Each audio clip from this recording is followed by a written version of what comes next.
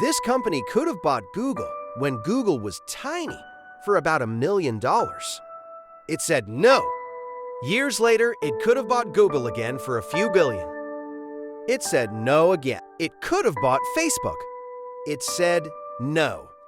This is the story of Yahoo, the company that was once the king of the entire internet and turned down the future so many times that the future finally left it behind. In the late 1990s, Yahoo was the internet.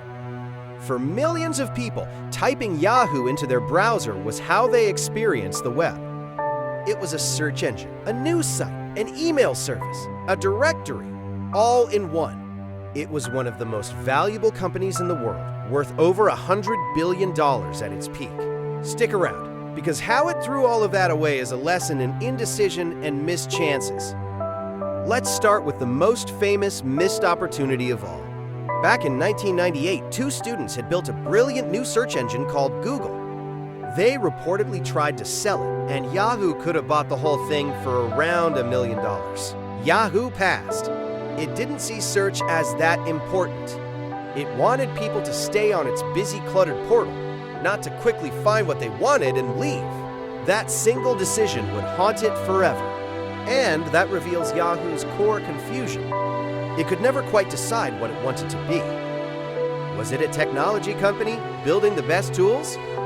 Or was it a media company showing people content and selling ads? It tried to be both and ended up being neither, brilliantly. While Yahoo stuffed its homepage with more and more links, a laser-focused Google did just one thing: search, better than anyone on Earth. Google's simple, clean search page was the opposite of Yahoo's chaos, and it turned out that's exactly what people wanted. Google grew explosively, becoming the front door to the internet that Yahoo had once been. A few years later, Yahoo realized its mistake and tried to buy Google again. By then, the price had ballooned to several $billion. Yahoo balked at the cost and walked away again. Google, of course, went on to become worth well over $1 trillion. Missing Google once was unlucky. Missing it twice was a pattern. And the pattern continued. Yahoo cycled through a series of chief executives, each with a different strategy, each undoing the work of the last. There was constant internal politics and confusion about direction. The company had immense resources and talent, but no clear, steady vision. It kept lurching from one plan to the next, never committing long enough to win at anything. Then came another staggering missed chance. In 2006, Yahoo reportedly came very close to buying a fast-growing new social network called Facebook for around $1 billion. The deal was on the table, but at the last moment, Yahoo tried to lower the price, and the deal fell apart. Facebook stayed independent and went on to become worth hundreds of billions of dollars. Yahoo had let the future slip through its fingers one more time. With each missed opportunity and each change of strategy, Yahoo drifted further from the center of the internet. Google owned search. Facebook owned social. New companies owned everything Yahoo used to do, but did them better and with total focus.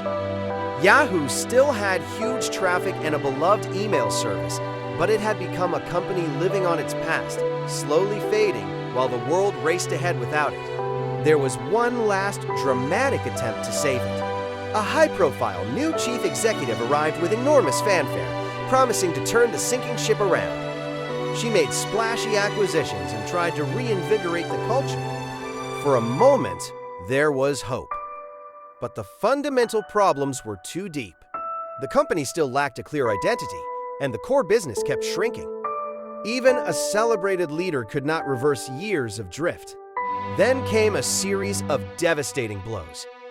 Yahoo suffered some of the largest data breaches in history, with billions of user accounts compromised. Trust, already fragile, took a serious hit. The company's advertising business kept losing ground to Google and Facebook, which together were swallowing the entire online ad market. Yahoo was being squeezed from every direction, and it had no clear path back to relevance. And so came the quiet, humbling end. In 2017, Yahoo's core internet business, the search, The email, the news, the once mighty empire was sold to a telecommunications company. The price was around $5 billion. For a company that had once been worth over $125 billion, it was a stunning fall. The internet's original king was absorbed into a larger company, its independence gone. Think about the sheer scale of what was lost. Yahoo could have owned Google. It could have owned Facebook. Any one of those decisions made differently could have made it the most valuable company on the planet. Instead, through hesitation, confusion, and a failure to commit, it turned down each of them and slowly faded into a footnote of internet history. The opportunities didn't disappear.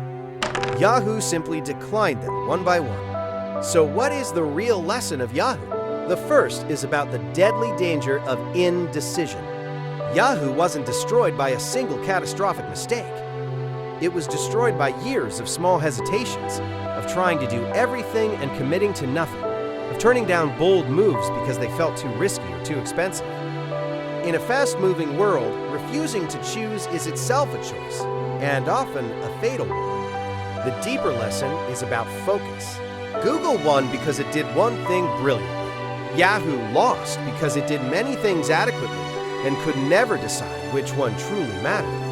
It had every advantage, talent, money, and a massive head start, and squandered them all by never committing to a clear vision of the future. So the question the story leaves us with is this: when the future knocks on your door, and it will look risky and expensive, do you have the courage to say yes? If you enjoyed watching this empire fall, subscribe, because next time we've got another giant that never saw it coming.